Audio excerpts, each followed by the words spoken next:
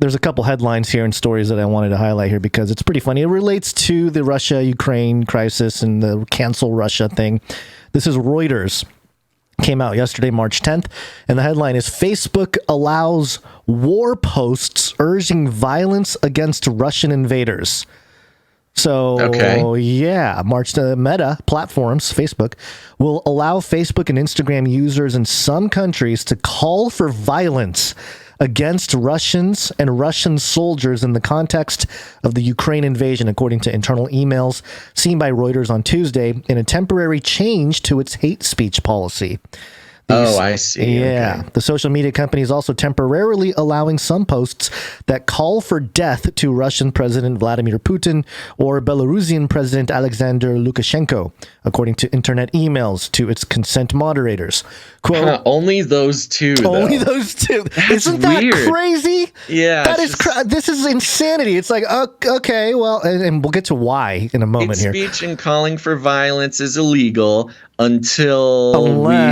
but we can pick and choose who you can threaten the lives of. Yeah, it's madness. It's surprising, but it's not that surprising. Not that surprising. Because that's exactly what happened to Trump too. Yeah. You know, you were allowed to say all sorts of nasty things you want to do to Trump. Yeah, but they didn't have a headline saying like, well, Instagram and Facebook says in an internal document, quote, as a result of the Russian invasion of Ukraine, we have temporarily made allowance for forms of political expression that would normally violate our rules, like violent speech, such as death to the Russian invaders. Mm-hmm. We still won't allow credible calls for violence against Russian civilians, a Meta spokesperson said in a statement. Okay. Well, good luck parsing that out. And look, I'm not saying that you shouldn't be able to say death to Russian invaders. Right. I'm just really baffled by the fact that they think that they can sort of moderate that granularly. Yeah. You know, they can control the behavior. We don't believe in speech that may inspire violence unless it's against people we want violence to be done to. Then it's okay. But also, we will put a nuanced caveat in there. Not against Russian civilians. It is so weird. Yeah, it's really bizarre. Yeah. Which is, again, how do you distinguish that? If a post says death to Russians, perhaps the poster means death to the Russian soldiers. Yeah.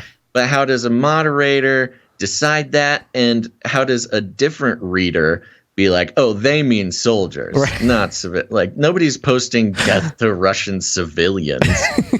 That is so weird. Well, you never know. The calls for the leaders' death will be allowed unless they contain other targets or have two indicators of credibility, such as the location or method, one email said in a recent change to the company's rules on violence and incitement. Citing the Reuters story, Russia's embassy in the United States demanded that Washington stop the extremist activities of Meta. Users of Facebook and Instagram did not give the owners of these platforms the right to determine the criteria of truth and pit nations against each other, the embassy said on Twitter in a message that was also shared by their India office. The temporary policy changes on calls for violence to Russian soldiers apply to Armenia, Azerbaijan, Estonia, Georgia, Hungary, Latvia, Lithuania, Poland, Romania, Scotland, Albania, Ireland, Russia, Slovenia, Ukraine, according to one email. Okay, so that is funny because that's also, it's kind of like it's a UN thing too. It's like that's our word thing. You can't say death to Russians, you Americans, but we're Latvians. Yeah. We can say death to Russians. We're closer to the situation. This is our thing. Yeah. That is so bizarre. But I think this recent headline gives light into why Facebook was like, yeah, go ahead, hang Putin posts galore,